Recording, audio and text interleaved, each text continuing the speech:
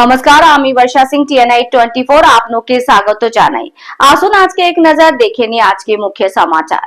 নদিয়া কল্যাণী বিধানসভার তৃণমূল প্রার্থী চিকিৎসক অতীন্দ্র মণ্ডলের সমর্থনে সগুনা বন্ধুদল মাঠে নির্বাচনী প্রচারে এসে দেব বলেন, জয় শ্রীরাম ও জয় বাংলার মাঝখানে বাঁচবেন না, যে আপনাকে পাশে থাকবে, স্বাস্থ্য পরিষেবা দেবে, সুস্থ রাখবে, তার হাতটা ধরবেন। তিনি আরও বলেন, এই নির্বাচনে কে কতগুলো মন্দির করেছে, কে কতগুলো মসজিদ করেছে, এটা নির্বাচন জেতা নয়, এটা সেই নির্বাচন যেটার পর আপনারা দেখবেন যে কারা কটা স্কুল করেছে এবং কারা কটা হাসপাতাল করেছে। এদিন দেবকে দেখতে ভিড় জমান দেবের অগন্তিক ফ্যান এবং তৃণমূলের কর্মী সমর্থকরা।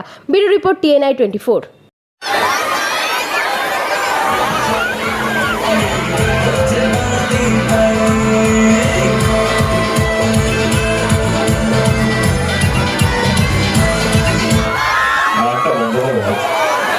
নমস্কার, কেমন আছেন আপনারা? হ্যাঁ,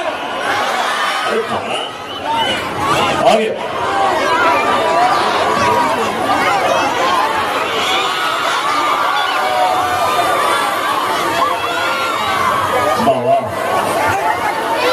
এত মানুষের ভালোবাসা আপনি যখন বলছিলাম আমি না এলেও চলতো। আপনারা আছেন তো? এখানে 29 তারিখে নির্বাচন, তাই না?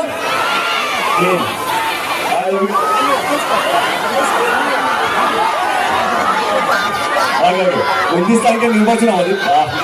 আমি একটাই কথা বলবো, দিয়েছি তো 29 তারিখে নির্বাচন। আমি আপনাদের ভোট চাইতে আসিনি, কিন্তু আমি এসেছি আপনাদের আশীর্বাদ চাইতে, আমার প্রার্থীর জন্য। আপনারা সঙ্গে আছেন তো? আপনারা আশীর্বাদ করবেন তো? শিখি হয়, নির্বাচন আসে আর নির্বাচন যায়। যেটা সবচেয়ে বেশি দরকার, যেটা সবচেয়ে বেশি জরুরি, সেটা হচ্ছে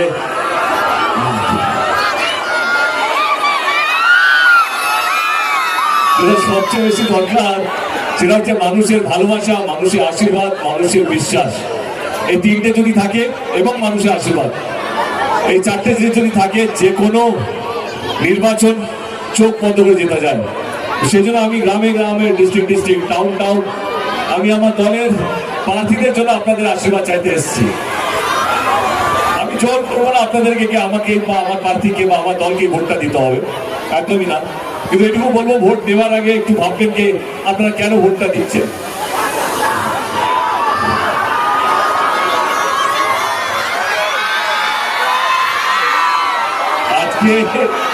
আজকে মনে হচ্ছে রাজনীতির প্রচার কম, সিনেমার প্রচার বেশি হয়ে গেছে।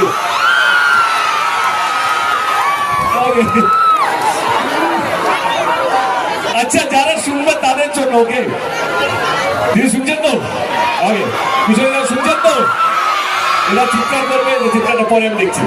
ওকে, আমার মনে হয় যেই দল আপনাদের কাজ করবে, যেই দল আপনাদের পাশে থাকবে সুখে দুঃখে, তারই জেতা উচিত।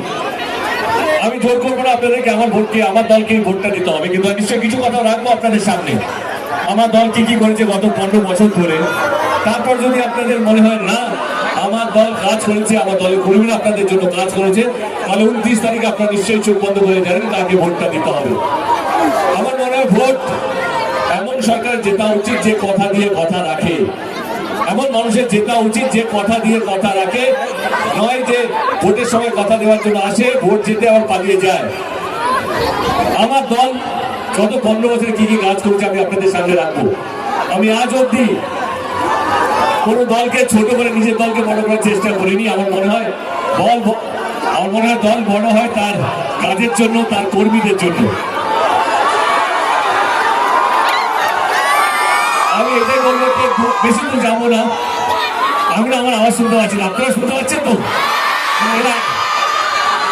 এখানে এত আওয়াজ আসছে,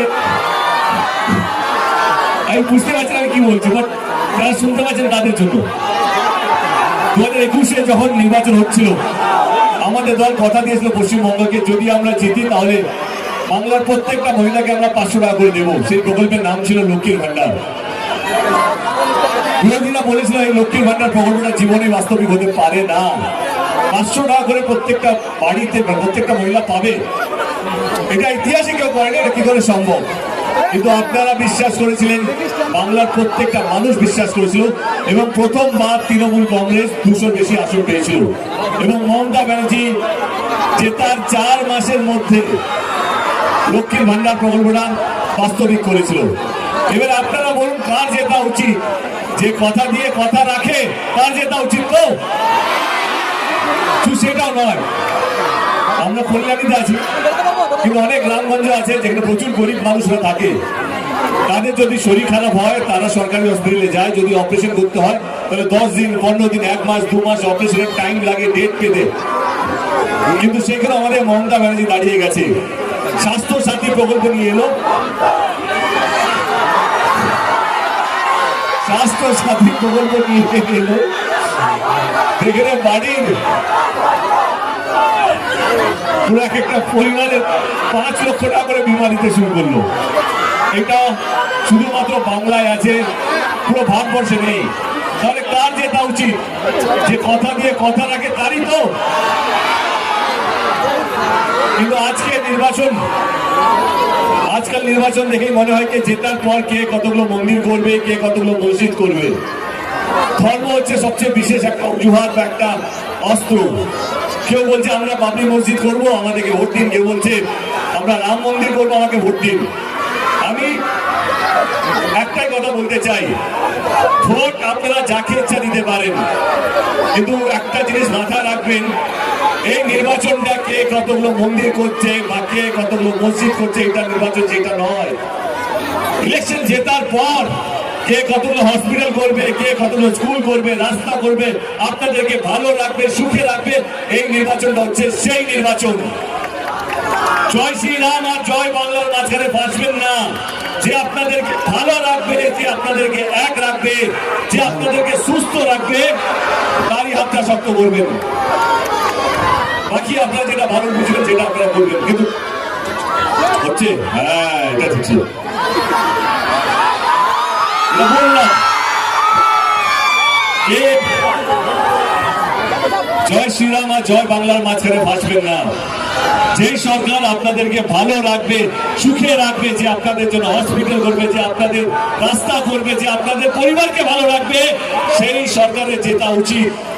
এবং গত 15 বছর ধরে তৃণমূল কংগ্রেসের সরকার গত 15 বছরের রাজ্যে আছে, এবং আমি একজন কর্মী হিসেবে বলছি যে আমাদের সরকার কোনোদিনও ধর্ম জিজ্ঞেস করে কাজ করে না।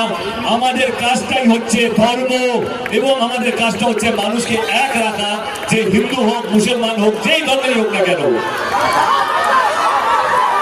যদি আপনাদের মনে হয় যে না আমাদের সরকার, আমাদের নেত্রী মমতা ব্যানার্জি আপনাদের হয়ে কাজ করতে পেরেছে, তাহলে 29 তারিখে নির্বাচনে আপনাদের ভোট, আপনাদের আশীর্বাদ এবং আপনাদের দোয়া আমার প্রার্থী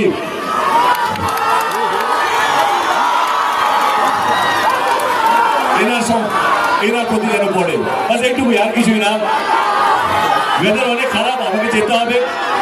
ভালো থাকবেন। অনেক মানুষ এসেছেন, তার জন্য ধন্যবাদ। অনেকক্ষণ ধরে আপনারা দাঁড়িয়ে আছেন, অপেক্ষা করছেন আমার জন্য, তার জন্য হাত জোর করে মাথা নিচু সবাইকে ধন্যবাদ। ভালো থাকবেন সবাই। Thank you so much, thank you. আর যারা দেব কাজে এসেছেন, love you, love you.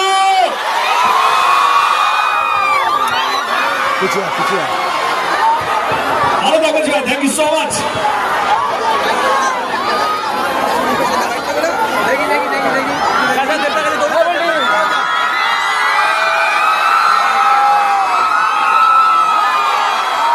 Isso!